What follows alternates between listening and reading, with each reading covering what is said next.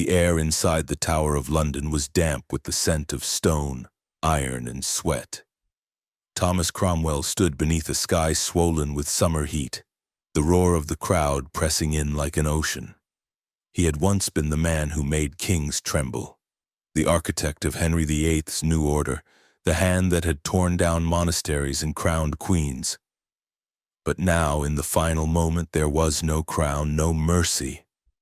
Only silence broken by the rustle of executioner's cloth and the distant toll of a bell. His heart did not thunder like a soldier's drum. It staggered uncertain, as though it too had already been condemned. Around him faces blurred together, some satisfied, others uneasy, each one drawn to the spectacle of a man who had risen from the gutters of Putney to command an empire, now brought low before their eyes. He lifted his gaze once, searching the sky, perhaps for absolution, perhaps for nothing at all. The block waited, the blade glinted. And Cromwell, the Kingmaker who had built his fortune from ashes, prepared to return to them. History often tells you Cromwell's story as if it were simple, a greedy minister consumed by ambition who overreached and was punished by a righteous king. School books reduce him to a villain, the dark shadow behind Henry VIII, a destroyer of monasteries and breaker of traditions. Plays and novels cast him as either scheming spider or cold reformer, a man without warmth who deserved the steel that found his neck. But the truth is far more complex and far more haunting. Cromwell was no noble by birth. He was a blacksmith's son, a street fighter, a runaway who washed blood from his hands on the battlefields of Italy before learning the delicate craft of money, trade, and law. He returned to England not as a warrior but as a thinker, a strategist who saw the world not as it was, but as it could be reshaped. His genius was not in swords, but in words, in paper, in the machinery of state. It was Cromwell who gave Henry VIII the legal pathway to cast aside Catherine of Aragon, who elevated Anne Boleyn to the throne, who engineered a reformation that tore England from Rome. Without him, the English crown might have drowned beneath its own contradictions. Yet myths prefer simple shapes. Cromwell was painted as the destroyer of abbeys, the thief of sacred treasures, the butcher who closed monasteries with a grin. His enemies, duke, bishop, rival courtier, spoke of him as if he were a devil cloaked in human form, a man whose only religion was power. When he fell, they cheered and told the world it was justice, that Cromwell's cruelty had finally met its mirror. But myths often silence what they wish to hide. The truth is that Cromwell's fall was not justice, it was politics sharpened into a knife. His crime was not ambition, but that his king had tired of him, and when kings tire, no defense is strong enough to hold. Thomas Cromwell's rise was as improbable as it was unstoppable. Born around 1485 in Putney, the son of a blacksmith and alehouse keeper, he was not destined for greatness. His father's reputation was rough, his family's standing low. In an England where birth determined almost everything, Cromwell began life already marked as insignificant. Yet even in those early shadows, he possessed something rare, a restless mind and a will sharp enough to cut stone. He was not content to remain bound to the forge or the tavern. The boy who grew up amid soot and quarrels looked outward beyond England, toward horizons most of his neighbors never imagined. As a teenager, Cromwell vanished from home, a runaway carving his fate by force. Some stories say he fought as a soldier in Italy, others that he learned the ruthless mathematics of the Florentine bankers. Wherever truth begins, what is certain is that he immersed himself in the languages of trade, law, and negotiation. He wandered through the powerful city-states of the Renaissance, where art brushed shoulders with intrigue and fortunes were won not with swords, but with contracts. The rough boy from Putney became a man fluent in Italian, French, and the language of power. By the time he returned to England, he was no longer the blacksmith's son. He was something else, someone forged in the fires of Europe's political crucibles. His first ascent was quiet but steady. Cromwell became a lawyer, then a servant to Cardinal Thomas Wolsey, the man who once commanded Henry VIII's favor with unmatched brilliance. Wolsey was a colossus of ambition, and Cromwell learned at his feet. When the great cardinal fell from the king's grace for failing to secure the annulment of Henry's marriage to Catherine of Aragon, most of Wolsey's followers scattered, desperate to avoid being pulled into his ruin. Cromwell did not. He defended his master to the bitter end, even in Parliament, even when it meant risking his own life.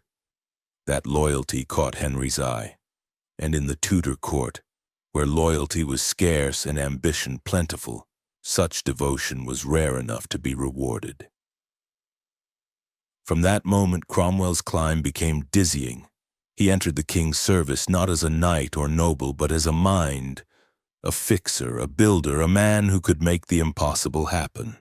He designed the machinery that would sever England from Rome. When Henry's desire for Anne Boleyn could not be sanctified by the Pope, it was Cromwell who provided the legal pathways, reshaping Parliament into a weapon. He drafted acts that declared the king supreme head of the Church of England, collapsing centuries of papal authority with ink and parchment. Cromwell's genius was not in loud speeches or dramatic gestures, but in structure. He reorganized the finances of the crown, broke down the archaic medieval household systems, and replaced them with bureaucratic efficiency. He saw England not as a patchwork of feudal loyalties, but as a nation that could be ruled through law and central authority. In this way, he became more than a servant. He became the architect of modern governance. The blacksmith's son was building the skeleton of a new England, bone by bone. His enemies, of course, multiplied. Nobles despised him for his low birth, whispering that he was nothing more than a gutter-born upstart. Bishops cursed him as a heretic, a destroyer of sacred traditions. But Cromwell had the one protection that silenced them all: Henry's favor. For nearly a decade he seemed untouchable, a man whose words carried more weight than dukes and whose decrees could tear down abbeys older than memory. The dissolution of the monasteries became his signature act. With Henry's backing, Cromwell sent commissioners across the land to strip the monasteries of wealth, seize their lands, and close their doors. Centuries of cloistered devotion ended in a matter of years. Gold and relics poured into the king's coffers. Some saw it as plunder, others as reform, but all agreed it bore Cromwell's hand. He was painted as the enemy of monks, the robber of churches, the hand that reached into sacred places with cold pragmatism. The people feared him, nobles loathed him, but Henry trusted him, and in Tudor England, that was all that mattered. He orchestrated not just policy, but also fates.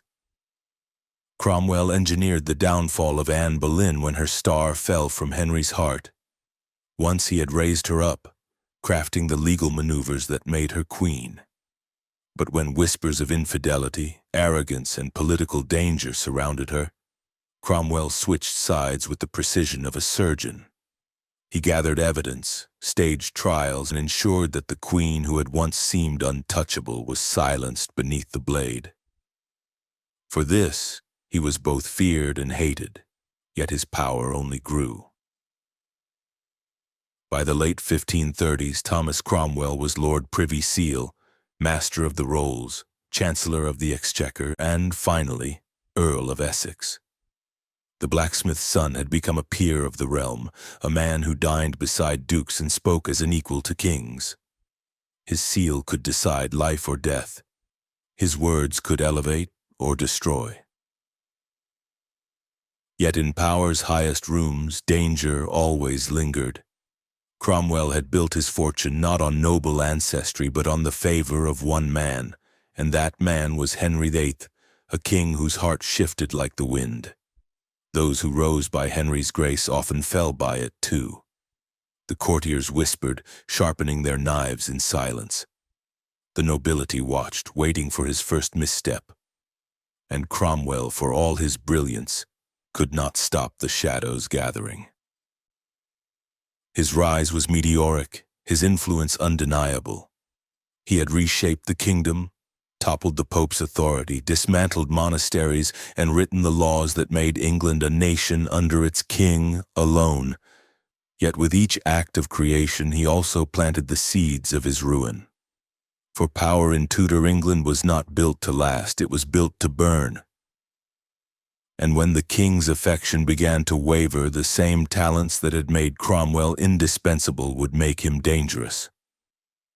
The Kingmaker had risen from the ashes. Soon he would return to them. The higher a man climbed in Henry VIII's court, the more fragile his perch became. For Thomas Cromwell, the signs of danger began quietly, like the first cracks in ice before it breaks.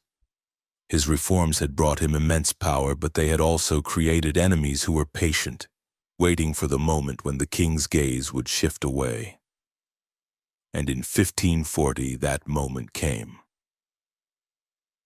Cromwell's greatest strength had always been his ability to read Henry, his moods, his fears, his desires, and to provide solutions before the king even spoke them aloud. But even the sharpest eye can misjudge.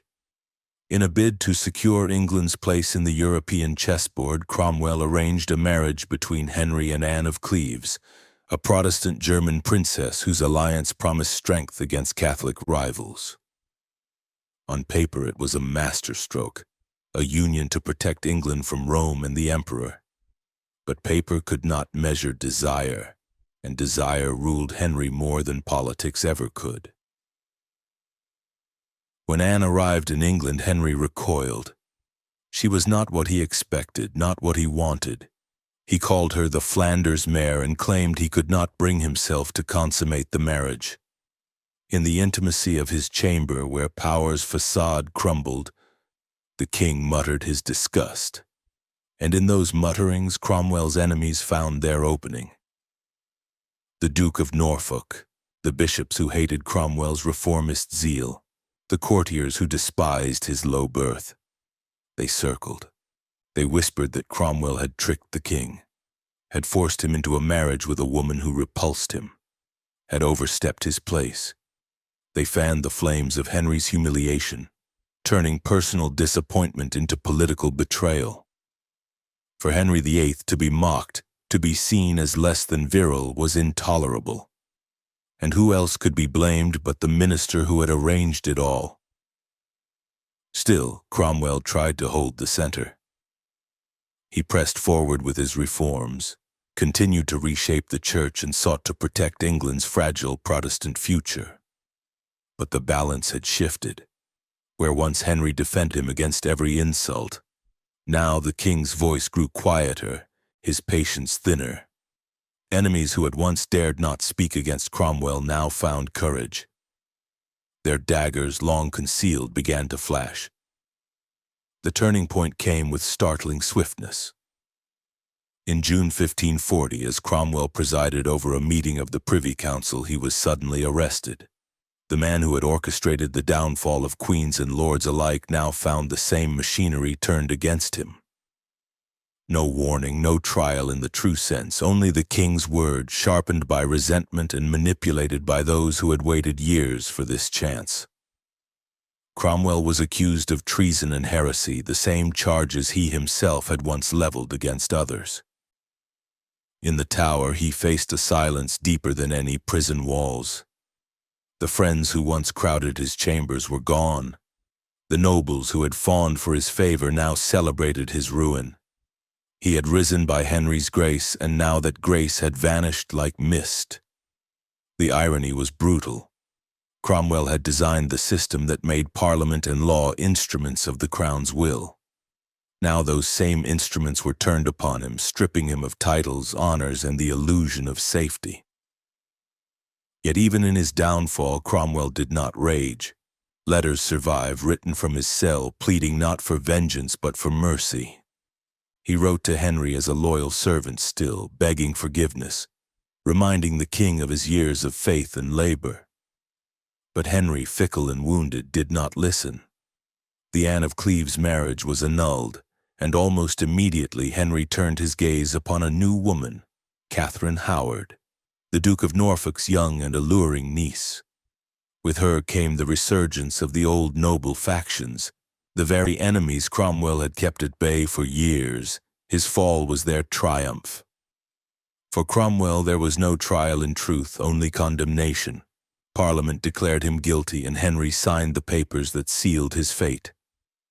The man who had risen from Putney's alleys to remake England's church was now reduced to waiting in the Tower for the axe.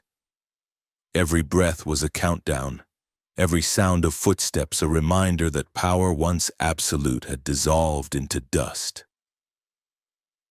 The beginning of the end was not marked by shouts or battles, but by silence. The silence of a king who turned his face away, the silence of allies too afraid to speak, the silence of a man who realized at last that the empire he had built was never his. It was always Henry's. And when Henry's heart shifted, Cromwell's kingdom crumbled in an instant. The morning of July 28, 1540, rose heavy with heat. The summer air pressed down upon London like a suffocating cloak, the kind of day where breath clung thick in the throat, and even the Thames seemed sluggish in its course. Within the Tower, Thomas Cromwell awoke to what he knew would be his last dawn. He was 55 years old, a blacksmith's son who had climbed to the apex of power. And now the same stones that had echoed with the downfall of queens and rebels carried the echo of his footsteps as he was summoned to die. The procession began with silence. Guards moved with the mechanical precision of men accustomed to death, their armor clinking softly like muted bells. Outside, a crowd had gathered, drawn not only by morbid curiosity but by the magnet of Cromwell's name. For years he had been the unseen hand behind the throne, the man whispered of in taverns, cursed in monasteries, feared in noble halls.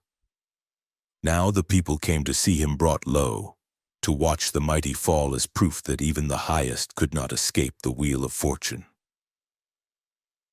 Cromwell walked with composure, though his body betrayed the strain of imprisonment. He was gaunt, his skin pale beneath the summer sun, yet his eyes held a steadiness that surprised those who met them. He wore no finery, only the plain garments of a condemned man, a stark contrast to the robes of office he had once commanded. Each step carried the weight of memory, the corridors where he had planned reforms, the chambers where he had spoken to the king as few ever dared, the halls where he had signed decrees that reshaped England. All of it now dissolved into this narrow path leading to the block. The scaffold stood in Tower Hill, an elevated stage built not for mercy but for spectacle. Wooden beams, rough-hewn yet solemn, framed the block where Cromwell's body would meet its end. Around it surged the crowd, merchants, apprentices, noblemen, priests, all pressed together in uneasy unity. Some jeered, others prayed, many watched in silence. The air was alive with expectation, the murmur of voices rising like the rustle of dry leaves. The executioner stood ready, his axe gleaming in the light, its blade more symbol than instrument. It was the line between power and oblivion, between history and erasure. Cromwell mounted the steps slowly, pausing only once to glance at the sky. In that moment he seemed less a fallen minister than a man confronting eternity. He spoke, his voice carrying across the crowd, not as thunder but as something quieter, deliberate. He declared his faith, commended his soul to God, and prayed for the king. There was no venom in his words, no railing against injustice, only the weary acceptance of a man who understood that resistance was futile, and that death, once invited, was swift. To the end he styled himself a servant, not a victim. Those who listened were unsettled. They had expected defiance or confession, perhaps bitterness. Instead, Cromwell's speech had the quality of resignation, of a man who had measured life and found it wanting. He reminded them of his loyalty, of his labor in the king's service, of his acceptance of the sentence as divine will. To some, his words seemed hollow, the polished speech of a statesman even in death. To others they carried a strange dignity, as though in yielding he had reclaimed the last fragment of control left to him. The executioner approached, his presence a shadow that swallowed the moment. He was said to be nervous, unsteady, an ominous sign for a death meant to be swift. Cromwell, kneeling, laid his head upon the block. The wood was worn smooth by countless condemned before him, a surface that held the memory of final breaths. He closed his eyes, not against the axe, but against the weight of everything that had led him here. The rise from Putney's Forge, the courts of Florence, Wolsey's service, Henry's trust, the Reformation, the monasteries, the queens, the betrayals. All the threads of his life converged into this single point of stillness. The crowd hushed. The city itself seemed to pause. Time narrowed into a breath. The executioner lifted the blade. What followed was not a clean gesture of fate, but a clumsy, faltering act. The axe did not fall with precision. The cut was ragged, the work prolonged. The murmurs of the crowd swelled into unease, as the man who had once held England in his grasp was reduced to the indignity of an ill-handled death. Yet even in this, there was symbolism. Cromwell's life had been meticulous, ordered, exact. His death was chaos, a mirror of the world he had tried to tame. When at last it was finished, a silence hung heavy. The executioner raised the head aloft, a ritual gesture to prove the deed was done. The crowd shifted, some cheering, others turning away, many whispering prayers. In that moment, Cromwell was both spectacle and warning, a reminder that no man, however powerful, could stand against the tide of a king's displeasure. Yet fate played its cruelest irony that very day. Even as Cromwell's body lay still, Henry VIII was celebrating his marriage to Catherine Howard, the young queen whose family had orchestrated Cromwell's fall. The court feasted, the music swelled, laughter echoed through the halls. The man who had delivered queens to the block was himself executed on the same day his king embraced a new bride. Death and marriage twined together, joy and ruin sharing the same stage, as though history itself wished to underscore the theatrical cruelty of it all. Cromwell's execution was not merely the end of a man. It was the collapse of a system he had built. The reforms he had championed lived on, but their architect was erased, vilified, condemned. His enemies rejoiced, but in their triumph was also a shadow, for they knew Henry's wrath could just as easily turn upon them. Cromwell's death was not justice. It was theater, staged to remind all of England where true power lay. And as the crowd dispersed, as the scaffold was cleared, as the summer air swallowed the echoes of that day, one truth lingered. The blacksmith's sun had risen higher than any thought possible, only to be consumed by the very flame he had tended. From Kingmaker to ashes, his story closed not with triumph, but with silence. When the axe fell on Thomas Cromwell, it did more than silence a man. It sent tremors through the entire structure of Henry VIII's court. For years, Cromwell had been the spine of government, the mind that translated Henry's desires into law and order. With his head struck from his shoulders, that spine snapped, and for a moment the kingdom seemed to stagger, uncertain of how to move without him. The immediate aftermath was celebration among his enemies.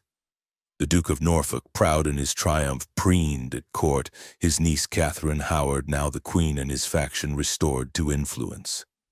The old nobility, long resentful of Cromwell's meteoric rise, reveled in the fall of the blacksmith's son. They dined with smiles, drank deeply, and told themselves that order had been restored, that the kingdom once more belonged to those born to rule. Priests who had cursed his name in sermons now declared his death a sign of God's justice. To them, Cromwell's end was proof that no heretic, no reformer, no destroyer of abbeys could stand against divine authority forever. But beneath the surface triumph, unease festered. For those who watched Henry VIII closely, Cromwell's fall was less a restoration of balance and more a reminder of the king's volatility. Henry had discarded the man who had built his power as easily as one might cast off a broken tool. If Cromwell could be destroyed, then so could anyone. Loyalty no longer meant safety, and service no longer guaranteed protection. Every courtier, every minister, every noble who once thought themselves secure now saw their reflection in Cromwell's fate. His death was not only a punishment, it was a warning. The machinery of state groaned without him. Cromwell had been a master of efficiency, a man who could cut through confusion with ruthless clarity. In his absence, the council drifted, factions pulling in different directions. Henry still signed decrees, still issued commands, but the glue that held the kingdom's administration together had dissolved. The dissolution of the monasteries slowed, financial reforms faltered, and the streamlined governance Cromwell had created began to fray at the edges. Among the people, the reaction was mixed. Many common folk had despised Cromwell, blaming him for the closure of monasteries that had once fed the poor and cared for the sick. To them, his death felt like justice, a reckoning for a man who had stolen the sacred and turned it into coin. But others saw in his downfall something darker, the fragility of those who served the crown, the way the wheel of fortune spared no one. In taverns and marketplaces, whispers spread that if Cromwell could fall, so could any man who angered the king. Henry himself embodied the paradox of the aftermath.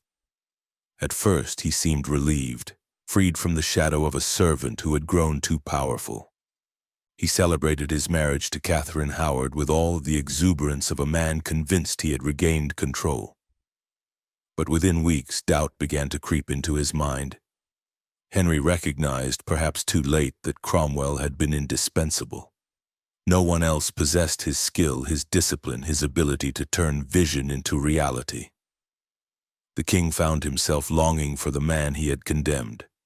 He muttered regret, spoke of Cromwell's loyalty, and admitted in rare moments of candor that he had been deceived by enemies. Yet regret did not resurrect the dead. The axe had done its work, and the kingdom could not stitch back the man who had kept it whole. The aftershocks rippled outward. The marriage to Catherine Howard, hailed as a triumph for the Howard faction, quickly soured. The young queen's charm could not mask her frivolity, nor her recklessness. Within 2 years, she too would meet the blade, her head struck from her shoulders on the same ground that had drunk Cromwell's blood. In her fall lay another irony. Cromwell had been sacrificed to raise her up, and yet her own ruin proved that no alliance could guarantee safety in Henry's court. The wheel turned, and it crushed without mercy. In Europe, Cromwell's death was noted with both satisfaction and dismay. Catholic powers rejoiced that the man who had driven England's break with Rome was gone. But others recognized the instability his loss created. Cromwell had been a steady hand in turbulent waters, and without him Henry appeared more unpredictable than ever. Ambassadors wrote cautiously of a king who acted on whims, swayed by factions, guided by passion rather than policy. England, once reshaped by Cromwell's reforms, now seemed vulnerable to its own chaos. Yet Cromwell's true legacy lingered even in the immediate aftermath. The structures he had built, the strengthened parliament, the supremacy of the crown over the church, the redistribution of monastic wealth, did not vanish with his head. They endured, reshaping England long after his bones had turned to dust. His enemies might have destroyed the man, but they could not dismantle the machinery he had forged. In this, Cromwell achieved a strange immortality. Condemned in body but triumphant in the survival of his reforms. For the courtiers who had engineered his fall, victory proved hollow. They had rid themselves of the man they hated, but in doing so they discovered the truth of their own fragility. Henry's favor was fleeting, his wrath sudden. They had watched Cromwell rise and fall, and in his destruction they saw their own fates foreshadowed. The scaffold that had claimed the blacksmith's son would claim dukes, queens, and lords in turn. The axe did not discriminate. It only waited. In the quiet after his death, as the court shifted its alliances and the kingdom stumbled forward, Cromwell's presence haunted the spaces he once filled. His office lay vacant, his hand absent from the king's papers, his voice missing from the council chamber. Yet his absence was not silence. It was an echo. The echo of a man who had risen from nothing to command everything, and whose fall reminded all of England that power was never owned, only borrowed, and that the debt was always collected in blood. History has a cruel way of remembering. Some figures are embalmed in glory, their flaws washed away by myth. Others are reduced to caricatures, their complexity stripped until only shadow remains. Thomas Cromwell belonged to the latter. For centuries he was painted as the king's butcher, the destroyer of monasteries, the villain who engineered Anne Boleyn's downfall and fattened himself on the spoils of sacred lands. Plays turned him into a sneering villain, sermons cursed his name, and noble histories dismissed him as an upstart who flew too close to the sun.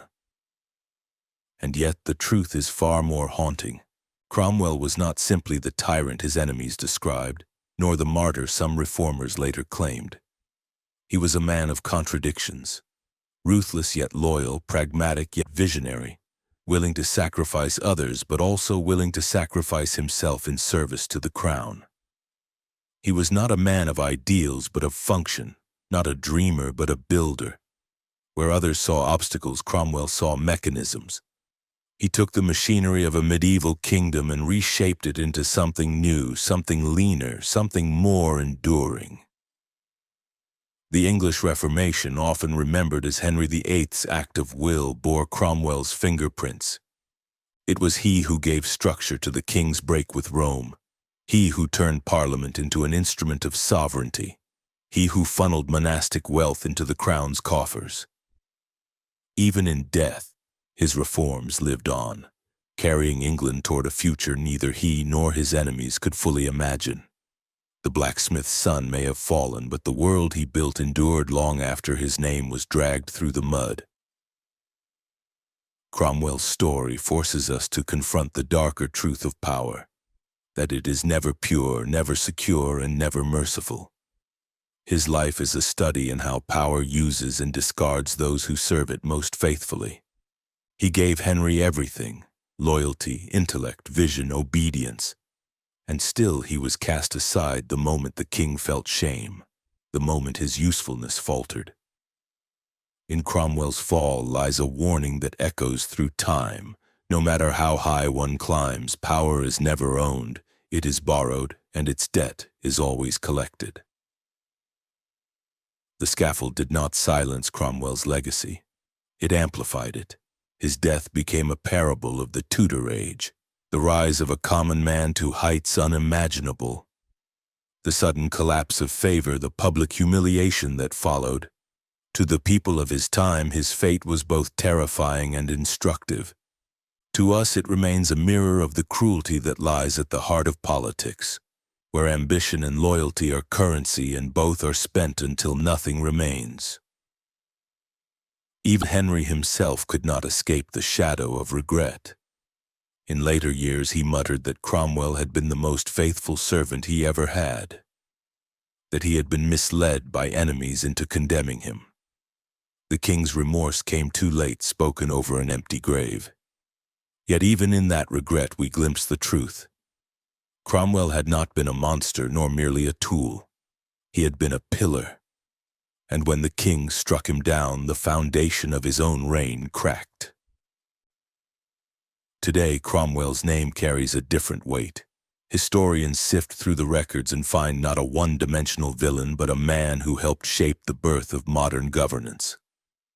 Writers resurrect him as a tragic figure, a servant too effective for his own survival. A statesman caught between loyalty and survival in a court that consumed its brightest minds. His reputation shifts with each generation, sometimes tyrant, sometimes hero, always complicated. And perhaps that is the truest legacy, that Cromwell resists simplification. In the end, his story is not only about a man, but about the fragility of power itself. It is about how empires are built not by kings alone, but by the hands of those they discard. It is about how loyalty can be fatal, how vision can lead to ruin, and how even in death, the work of one life can outlast the memory of its maker. Cromwell's ashes may have scattered long ago, but the structures he built still frame the walls of power, silent and enduring. And so the story closes where it began. With silence, the body was gone. The court moved on. The king remarried, the nobles schemed, the people whispered of other scandals. But the echo of Cromwell's fall never truly faded. It lingers still, a whisper across centuries, reminding us that no legend, no power, no servant of kings is safe from the truth. This was not justice, this was memory weaponized.